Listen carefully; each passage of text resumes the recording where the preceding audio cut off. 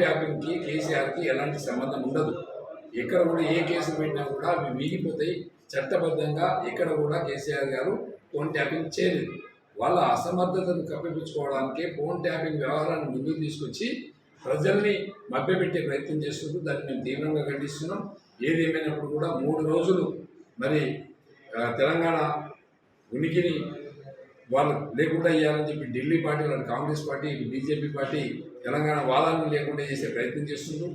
ఇలా లోగోలో కూడా అటు చార్మినార్ని, కాకతీయుల యొక్క తోరణాన్ని కూడా తీసేసే ప్రయత్నం చేస్తూ ఉన్నారు. కాకతీయుల తోరణం తీసినా, చార్మినార్ని తీసివేసినా కూడా పెద్ద ఎత్తున ఉద్యమం చేస్తాం. అది రాజుల యొక్క కిరీటం కాదు. ఇలా దాదాపు రాష్ట్రంలో 63,000 చెరువులు కుంటలు ఉన్నాయంటే బికాస్ ఆఫ్ దాని వెనకాల మిషన్ అని కాకతీయులు నిర్మాణం చేసినటువంటి చెరువు. అవిటిని పునరుద్ధరణ చేసినటువంటి నాయకుడు ఎవరైనా ఉన్నారంటే స్వతంత్రం నుంచి 75 సంవత్సరాల కాలంలో 63,000 చెరువుని కుంటల్ని రిపేర్ చేసినటువంటి నాయకుడు కేసీఆర్ గారు.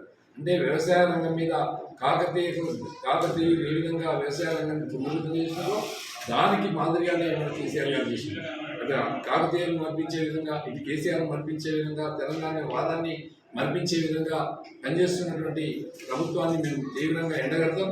మన ప్రజలకు తీసుకెళ్తాం, ఉద్యమాలు చేపడతాం.